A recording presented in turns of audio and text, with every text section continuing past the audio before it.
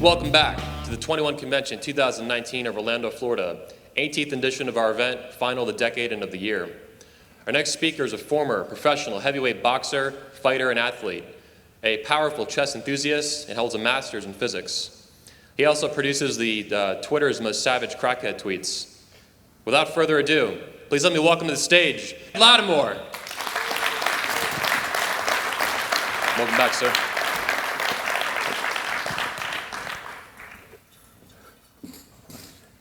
Good morning, good morning, good morning to everyone. Thank you for being here. Love you guys all. So before we jump into my speech, I want to give you kind of a story about how I got to this topic. I remember I was thinking, what in the world am I going to talk about? What am I going to follow up with, or follow up to my last speech with when I spoke, not in Poland, but I spoke here last year in Orlando.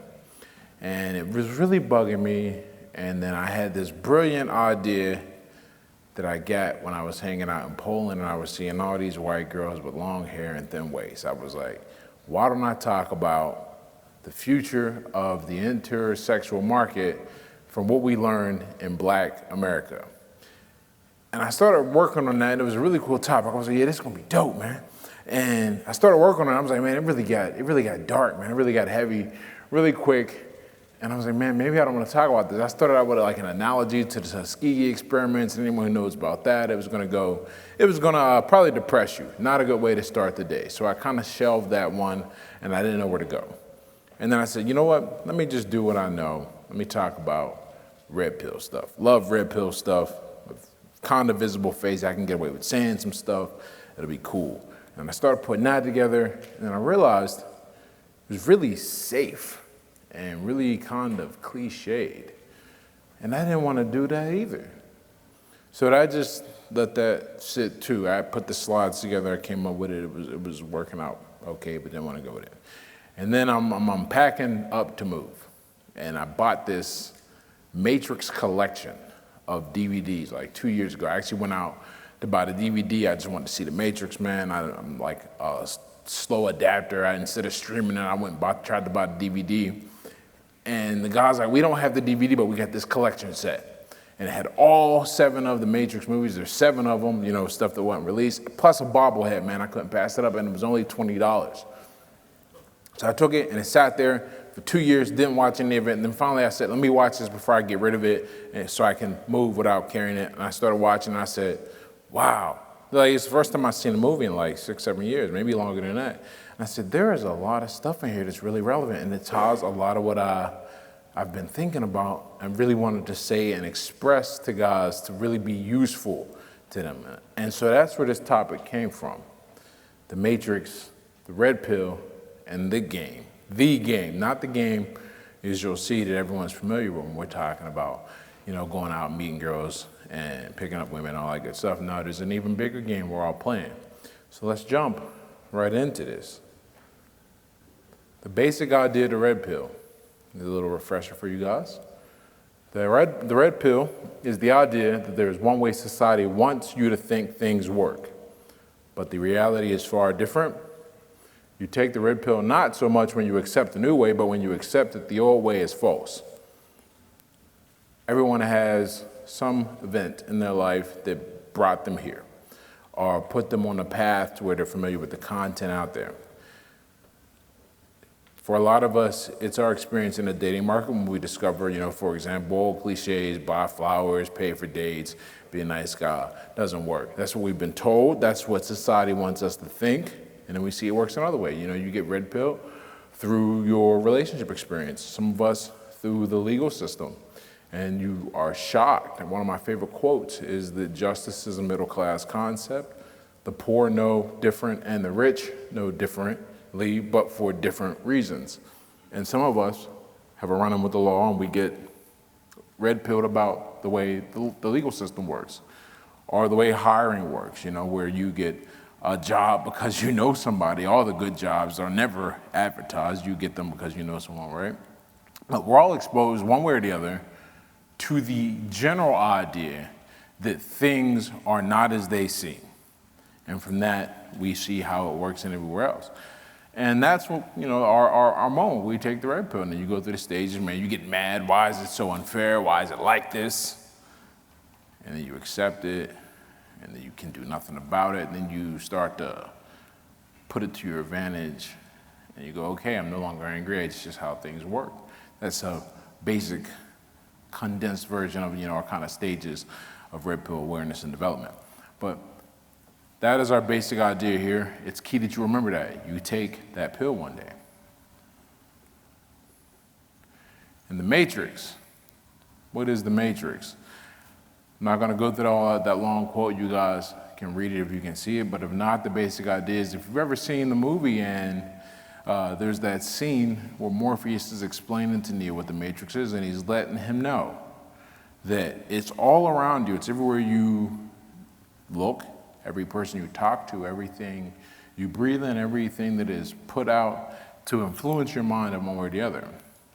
And no matter how aware you are of this, once you take that red pill, no matter how aware you are of this, every other person, unless they're also aware of it, they are your enemy. And they're not your enemy because they hate you. They're your enemy because they are so dependent on the way the system has trained them to think that you cannot exist. You show them that there is a different way, but they're not ready to accept that way. And a lot of us have had this experience as well. This is one of the things I talked about last year in my speech. I told stories about my life, and a lot of people resonated with that, about where I came to these conclusions about how these things work, and I try to express them and live that way. And just the mere act of living that way, of being that way, brings out so much ire from people. Because you have to remember something. We look at the world through our own experiences. Everything is filtered through what we know. And that sounds obvious, but consider the implication of this. This means that if you are successful in the way you live, and I am successful in the way I live, but we have completely different ideologies, if you do not have a mature, developed way to look at the world, one of us has got to be very wrong. You're not going to look at yourself and go, well, it's working out for me, I'm wrong. I'm wrong. No, the other person's got to be wrong, and the other person can't exist. One of the experiences I dealt with, this was actually before the last 21Con, back in June, was speaking in New York, and I'm sharing a stage with one of the more controversial figures, Mike Cernovic, and I write about it and put it out there, because that's what I do. I like to write. I got to promote these things, right? And friends start messaging me, telling me they can't be my friend anymore. I can't believe you're going to share a stage with Mike, giving this guy credibility. I'm like, first of all, Mike's bigger than me. How am I giving him credibility? But the point is that the mere fact that I was living different and trying to be different and think different and express myself the way I wanted to, because they didn't like the way I was doing it, I could no longer be their friend. I couldn't exist in their world, because for me to exist in their world, they would have to reconcile success that doesn't look like their success and is arrived at in a different way. So you have to remember something. When you do this, when you take your pill, when you start seeing the world the way you want to see the world, and you start seeing it how it really works, there will be people who will attack, shun, outcast you, because there's no way you can really be successful. Of course not. And since that's not going to change, they have to get rid of you. So remember that when you're dealing with everyone around you, if they are not awake, they are asleep. And it's unfortunate to look at it that way, but that's just the reality of it. It's a bit binary this way. And then the last part, once you take the pill, once you're aware that you're in the matrix, then you're in the game. Now you can really start playing. Once you've taken the red pill and recognize that you're living in the matrix, only then do you get to play the game. And until then, you're just participating. I'm going to dig into this a little later, but I need you to remember something. Everybody is playing the game. You don't get to sit out the game.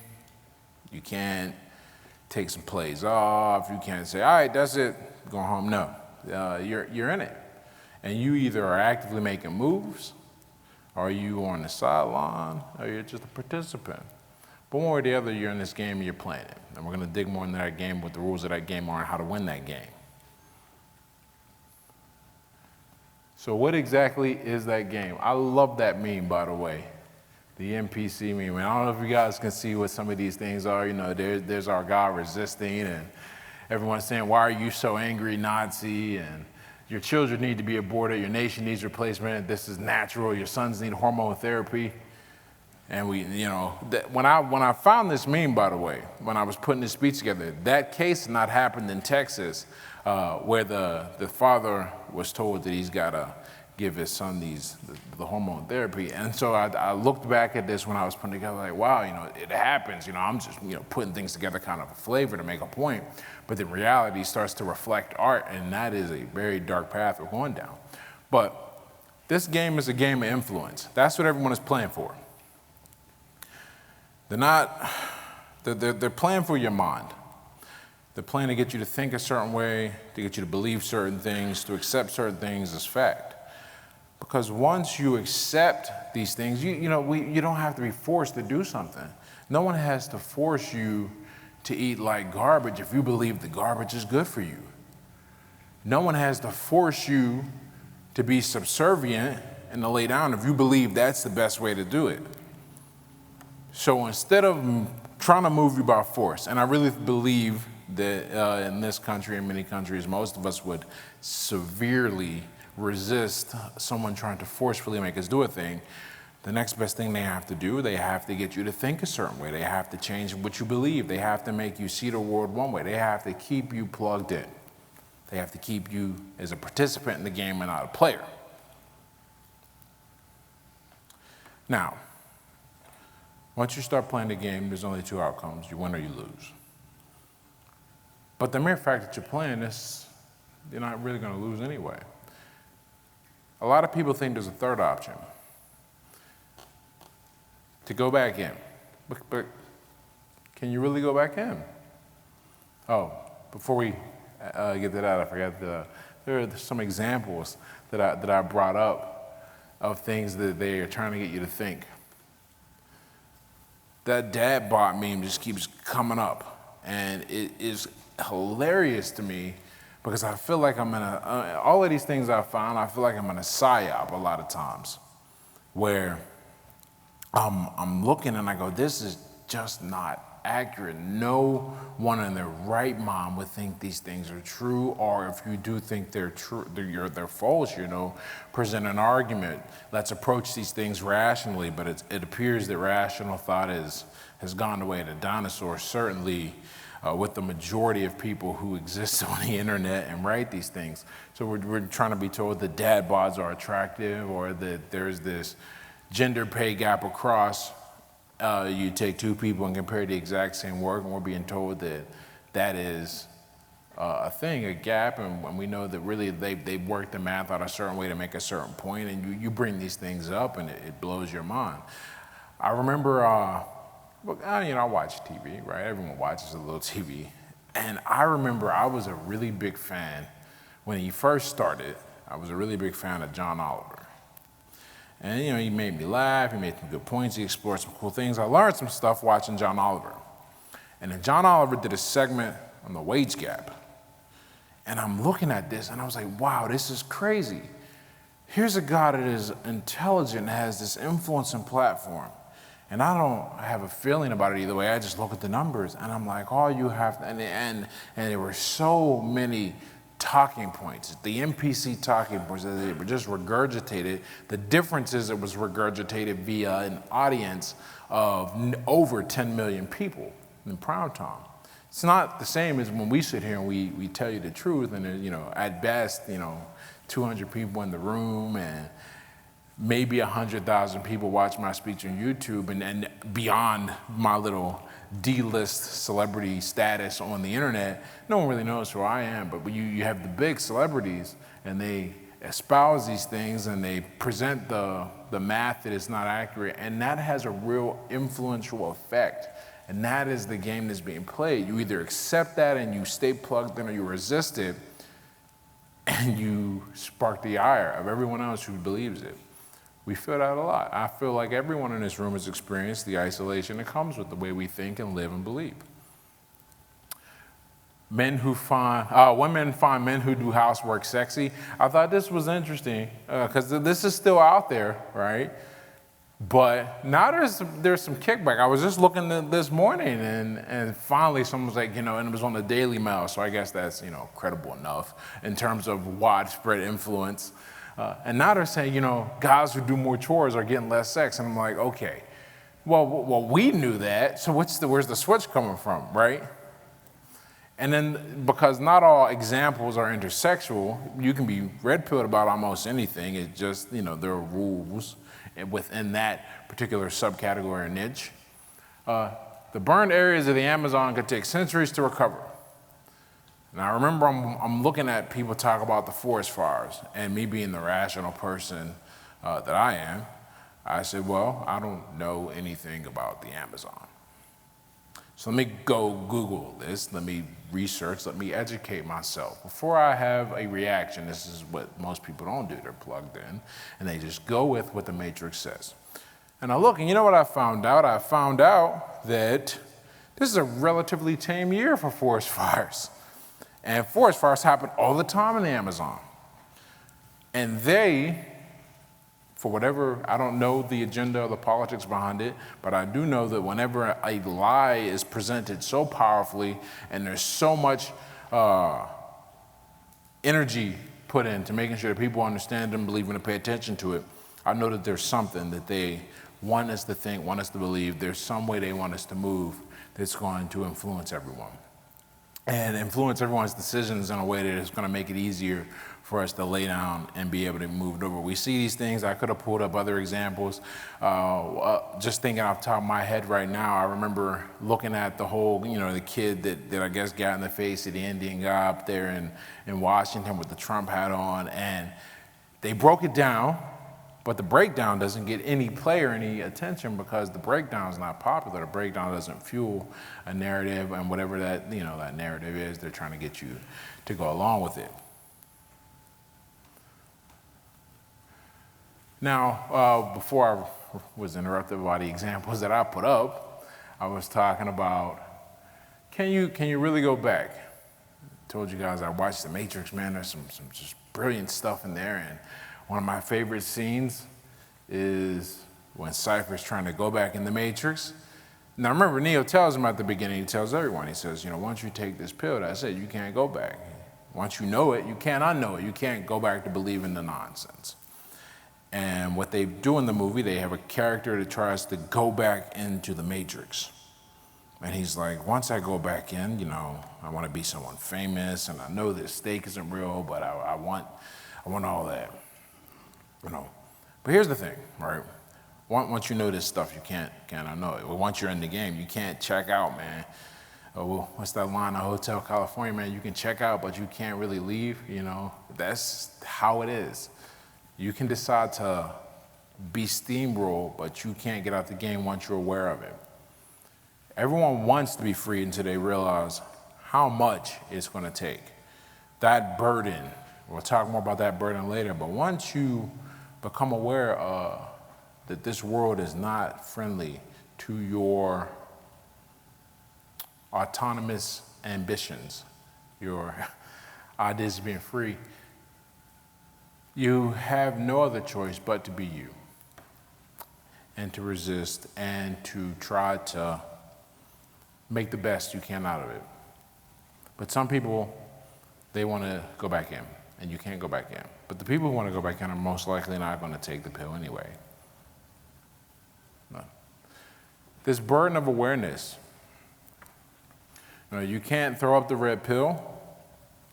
Once you know something, you can't unknow. Once you see how these things work, I know so many of us wish we didn't understand the true nature of the sexual market sometimes. I think we go through a phase anyhow where we wish we didn't know that. Because when you're ignorant of something, you can just say you didn't know, and you can blame your confusion or your lack of knowledge, or as opposed to your lack of effort. But you can't do that anymore. You can't go in and you can't stop playing.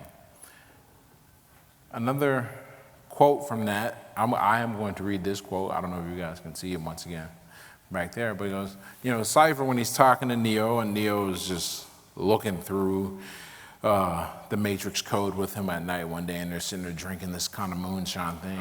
Cypher goes, I know what you're thinking, because right now I'm thinking the same thing. Actually, I've been thinking it ever since I got here.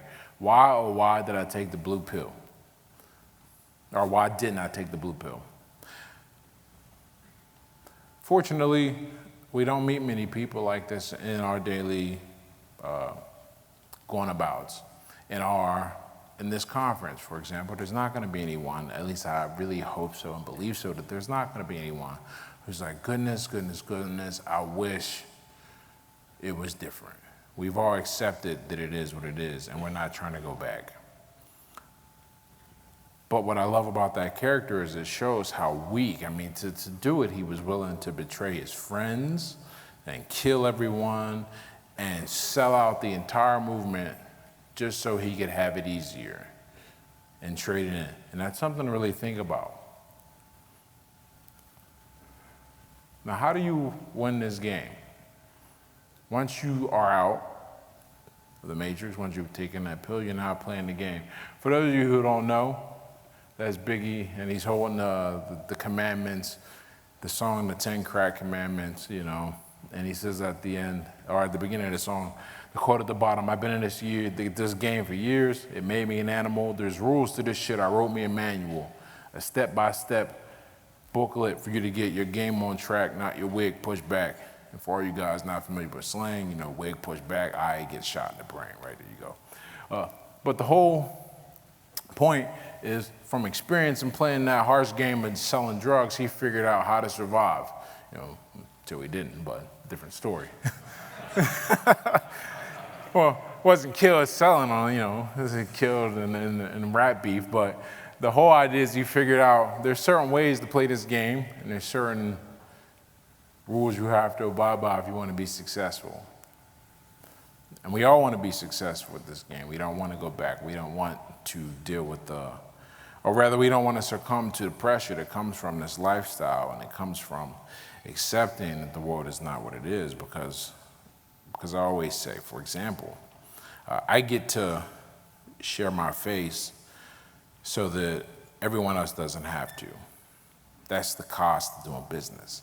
I've decided that people can look at me, I can take the hate mob, I can take the ire, whatever, right? And I try to be, I try and play the race card, whatever, to protect myself, but who cares, right? No one really cares, because I'm still a God and I'm still free. And they don't even care about the idea that everyone should be able to think differently.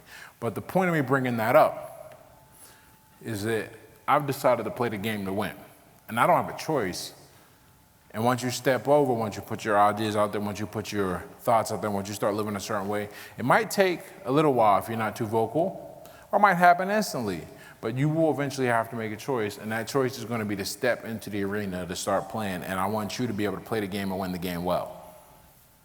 So you can't stop playing the game. The game always gets paid. The game is to be sold, not to be told. There is only the game.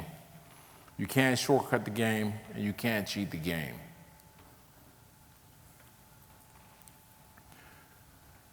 You can't stop playing the game.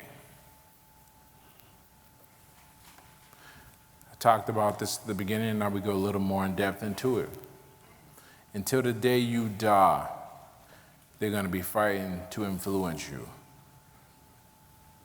Whether you decide to have kids, go your own way, be a player, whatever you want to do, whether you go corporate, whether you write on your own, you entertain, you serve, they're always going to be planning to influence you, because every single person they influence and every single person they keep, and when I say they, I mean the collective agenda that is going to appease the masses. I think that's the best way to put it, because if everyone believed that men should be strong and independent and go out there and build stuff, and we had a rite of passage that took us from boyhood to manhood and developed us into capable guys that weren't drinking soy lattes and taking cat pics, and I love my cats, but I take cat pics too. But the point I'm trying to make, I guess when I was thinking, there's this meme, I don't know if you've seen it, with the guy in the pajamas, and he's got a cat and a latte, and I'm like, man, you're giving cat guys a bad name, when But the whole point is that we don't, if the overriding agenda was that men have to be men, then this probably wouldn't exist. This convention probably wouldn't exist, but that's not the overriding agenda. So you have to decide which side you're going to be on. Are you going to be in the majority, right? And follow what they think and hope things work out if you play by those rules. But you've already looked down that path. You've already seen that those rules aren't going to work. Certainly not for what's going to make you happy. It might make it easier, as in you don't have to deal with stress, you don't have to deal with attacks, you don't have to deal with being an outcast, you don't have to deal with figuring things out on your own, but they're not going to make you happy. Or you do things like this. You consume content like this. You come to events like this. You meet like-minded guys like this. And you build up your position so you can play the game more effectively and you can win that way. But no matter what, you can't stop playing.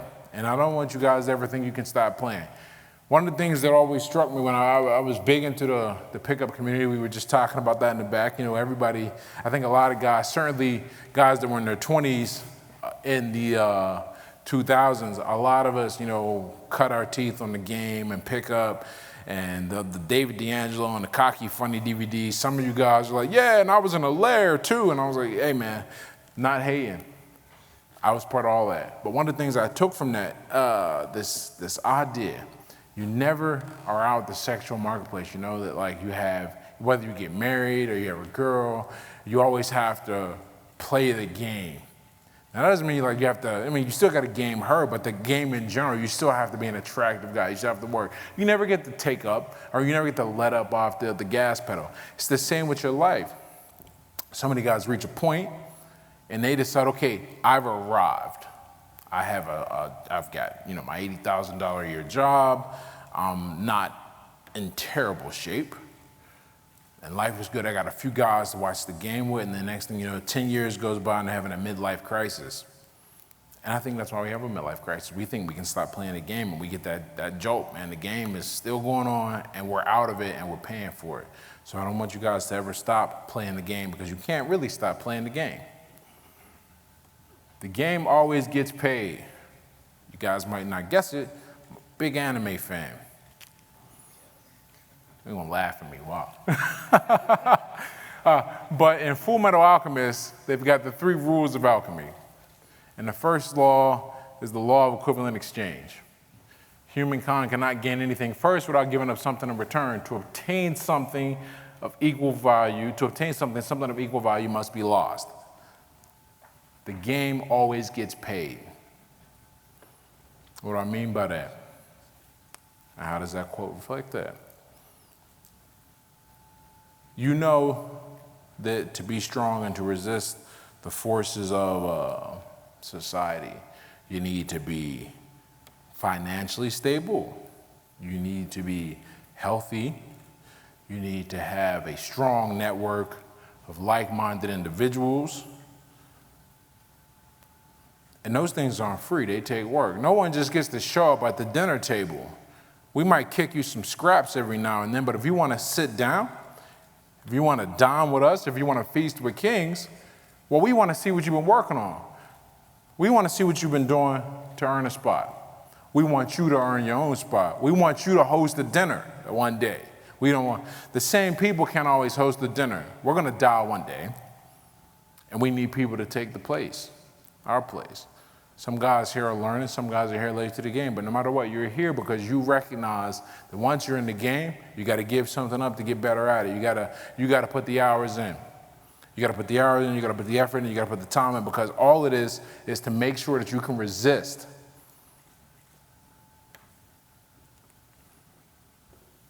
And there is only the game. That's Game of Thrones, man. Minus the last season. It was okay. It was pretty good. I liked it. I was invested. But what I loved about that show is the theme of influence and control. The whole time. You strip it away, that's bad. Everyone wanted power. Power over their environment. Some themes of power over self. But really, it was power over other people. And I think that's the second, I don't even think Power over the people is important. I think it all starts with power over self.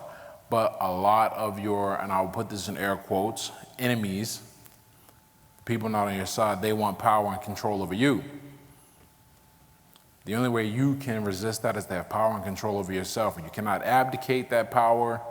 You cannot hand it off. You cannot hope someone is going to take care of you. You're out the matrix. You now know that they're trying to pull you back in, and no one's going to help you. There will be people to support you. There will be people who will show you the way, but you're going to have to do it yourself. You're going to have to put the work in. You're going to have to give up those things to get something of value back so you can play this game, the only game there is, and that is that game of influence. When you have a strong position, you're very difficult to influence, and that's what I want everyone to have, a strong position. You can't cheat the game. Some of my hardcore nerds are going to recognize that. If you don't, if you're too cool, that's the infamous Konami cheat code that showed up in Contra and a bunch of video games back in the 90s. And Contra was the 30 life code. You got 30 lives, and with 30 lives, man, if you couldn't beat the game, you just need to stop playing Nintendo. But you can't cheat the game. There are no shortcuts. One of the big examples I think about are the guys who think that they can just pose with a car or something, right? And make a few statements online about how I made this bit of money, or I started this kind of business, and it'll just grow and gain an influence and a following. No, it comes from a real life and real experience. It's like trying to meet a girl and you talk to her, you dress nice, you fit the part, you look good, but you're sleeping on the floor. You're trying to cheat the game. You haven't done the real work, so you're trying to get the rewards at the end. Good news is health is a little more difficult to do this, but you see it all the time, man. Every now and then, when I'm feeling like torturing myself, I watch something called My 600-Pound Life. If you can't guess what that's about, and you have people in My 600-Pound Life who let themselves get to 600 pounds. You got to try, first of all, I mean, to get there. And even then, you probably ain't got the genetics to do it. But they let themselves get to 600 pounds and then decide they want to get surgery. Weight reduction surgery. And the ones that go through with it, they fail. They end up gaining the weight back. A lot of them don't even qualify because they can't even get to that point. You see these shortcuts and the way people try and cheat the game, and they try to overstep that first or that second law. The game always gets paid. You cannot overstep that law. If you want to have a better position in life, if you want to have the influence, if you want to live this life, and this life is hard, because it's the life where you have a burden of awareness, you got to put the work in and never stop putting the work in. You can't cheat the game. There are no Konami cheat codes for it. So what happens now once you do all this? You know, when I first seen this scene at the end of The Matrix, it was a famous scene where I was 13 or 14, I think, when it came out. And I just thought it was really cool. I said, wow, man, this guy can stop bullets after doing all the kung fu. And I think he flies away. I was like, wow, man, he's like a Super Saiyan. When I watched it again a few weeks ago, it took on a completely different meaning to me. Neo, what are you trying to tell me? That I can dodge bullets? And Morpheus says, no, Neo, what I'm trying to tell you is that when you're ready, you won't have to. There will always be a struggle in this game. But one thing is going to happen, and it's a really cool thing that happens if you keep at it, if you keep being you. You no longer have to repel. You no longer have to argue. You no longer have to deal with people who are trying to cut you down and put you back in. They don't even try to attack you. They look at you and go, that's not somebody whose path I want to cross. That's not someone whose level I'm on. That's not someone who's even going to entertain my nonsense. One of the best things that happened to me is that people stopped arguing. I remember when I was making little changes and I started really getting out there and putting my face and doing things, you know, I'd get the kickback from people in my old life on Facebook, because there's always people who knew you and they're like, what's going on? You're so different now. And that kickback happened and that change happened, but as I kept at it, a funny thing happened. They stopped interacting with me. They stopped commenting. A lot of people unfriended me. I had someone invite me to their wedding, And then in a week after I went to the wedding, we were no longer friends on Facebook, haven't heard from them since. And it doesn't bother me one bit. He's a longtime friend with that. Doesn't bother me one bit. I bring it up to make a point. At some point, I know it's hard. I know that you get beat down defending the life that you've chosen, the choices you've chosen, the thoughts you have. That gets exhausting, but eventually what happens is you find enough like-minded. You think I have to explain why I think here was the Feast of War, what I've been thrown last week. I think I have to explain what I think and believe there. You know, you think God's a questioning that I'm in the improving myself. You think God's are arguing with me about why I'm with the same woman for now 7 years. Because it comes from all parts. It's not just people who are not in that game community, right? Sometimes people are always going to try and get you to think a certain way, but after a certain point, they see the conviction that you have in your life and the way you live, and they're like, we're not going to deal with that guy. We're not going to try and argue with that guy. His frame, his reference, his internal reference point is so strong and so on point that we're either going to get on his page and deal with him as a sovereign individual. We're not going to interact with him at all. At that point, you're not dodging bullets anymore. You don't have to. And that's the end.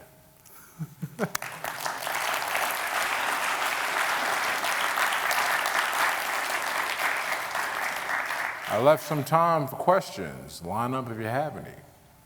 Guys, if you got questions, you can come line up for back.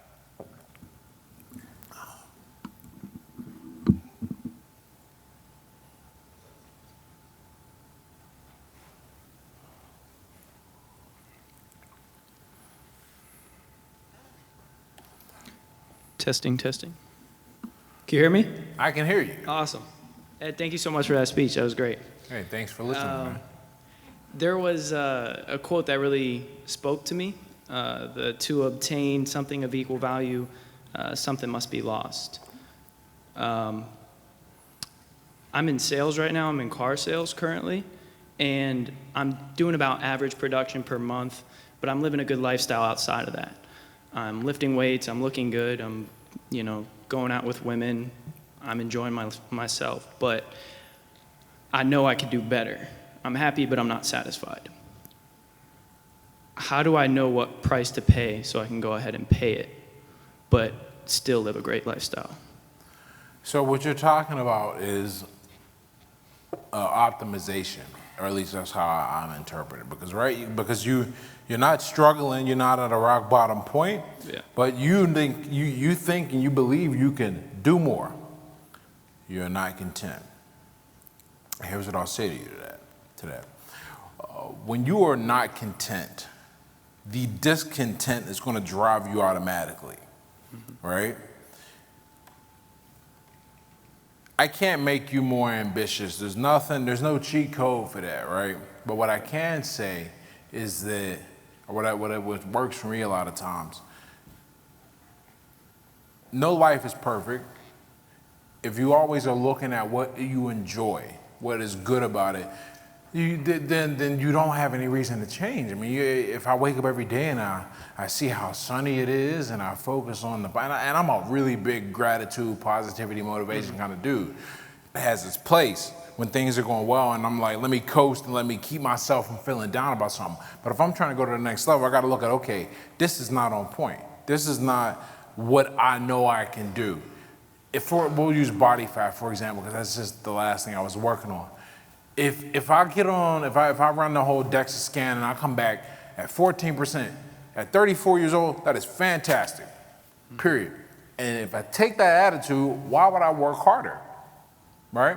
I gotta look and go, that is bullshit. I can do better and I wanna do better because that's the standard I'm gonna hold for myself. So what you have to do is will yourself past your emotions, kinda. Because your emotions are really happy right now. You got a good life. But you gotta go, okay, it's good, but I want more. I'm getting $100,000, so I kind of up that to 150. And you know how, and that's the thing, you know how to get there. You already know that. But are you willing to give up the other good stuff too? That's the thing, because to get more, you're gonna have to, maybe you lose one night with a girl. Maybe it's the gym session you gotta sacrifice. Maybe not. Maybe you gotta step outside your comfort zone. But the point is, to sum this up, is you have to you have to lean on the discomfort and then work and use discipline to push yourself to ignore the good stuff and just work. There you go. Appreciate it. Thank you. No problem.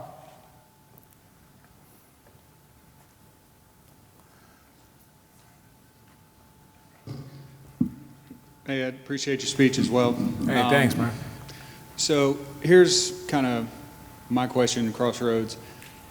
So I've been practicing law for 15 years now, working corporate, healthcare stuff, Fortune 100 company, making good money, but kind of what I found myself grappling with is moving forward, do I want to take this new red pill awareness and try to be the virus working within that system to change it, especially since that field is like a 90-10 split left to right on a good day. And so, do I have more potential to influence and change things there, or should I just say, okay, that's kind of a lost cause and watch that particular Titanic sink and take what I know and go do other things with it? Okay, so once again, man, sounds like it runs counter to a lot of things I'm about, but it doesn't. Fuck them, right? Just let them go. And here's why. Because people don't, you don't come to this by like someone else's invitation. This is the one party that no one comes to by someone else's invitation. The invitation is trauma, is pain, is something unpleasant, but it is not via someone else's suggestion. And you're not gonna, it's gonna be like banging your head against the wall trying to get other people to change and think and move the way you want to. Instead, what you do is this, and this is what I am very much about. Now we go back to what seems more in line with what I say. You work on building yourself up. You work on building you and doing what you feel best. And in doing so, you're gonna attract like-minded people, and you're gonna repel different-minded people.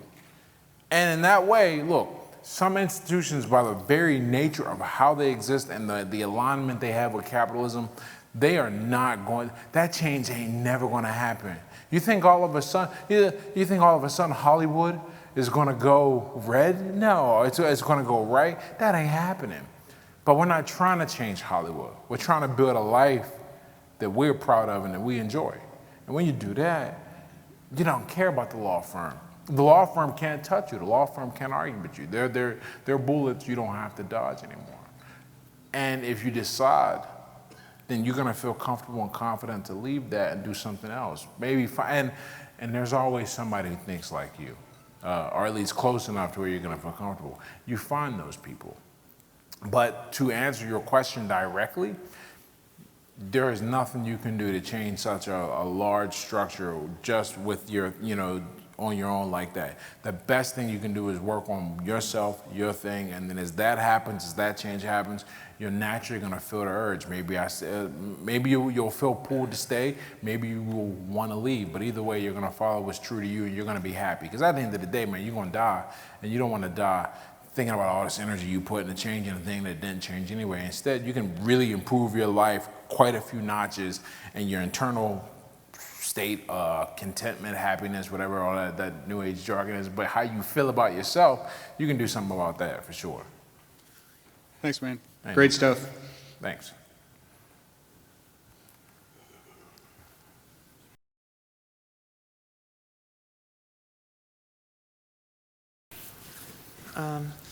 So my question is basically, so you talked a lot about how you cannot cheat the game. Mm-hmm. Like, for example, you talked about that 600-pound guy who can't just, like that's cheating with the... With the tummy surgery. Yes.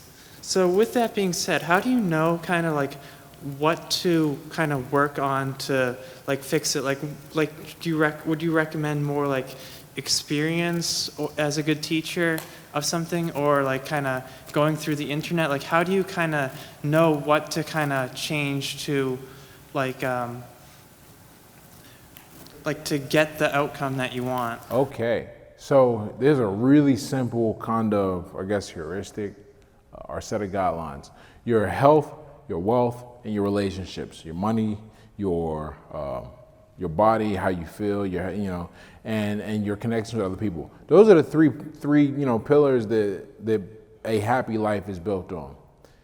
So everything that you do should be about getting into the best shape / become the best looking version of yourself that you can be. They typically overlap if you do them correctly and you don't try and cheat the game with stuff like steroids or cosmetic surgery and implants. But if you do it the right way, yeah, you should get healthy and stronger and look better.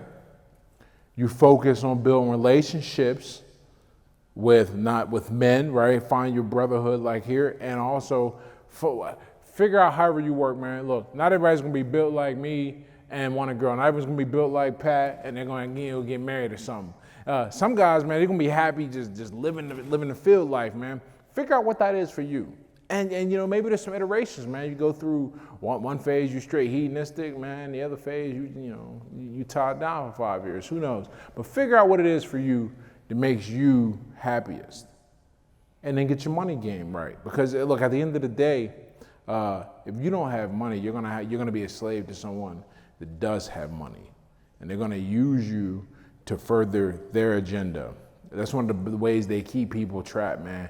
I really believe that. If you are dependent on somebody to kick you $20 an hour, as long as you don't say the wrong thing, do the wrong thing, post something even slightly off color on social media, yeah, it's only a matter of time before you start to believe whatever they tell you to think. And they don't have to explicitly go, do this, don't do that. Nah, they just fire people to do, and you sit there and look and go, huh, that's crazy. Or they have these speeches or whatever, or these memos in the office, and you look and go, huh, that's kind of crazy. I can't wear that hat to work no more. I mean, I voted for Trump, but it's just a hat. I can't do that.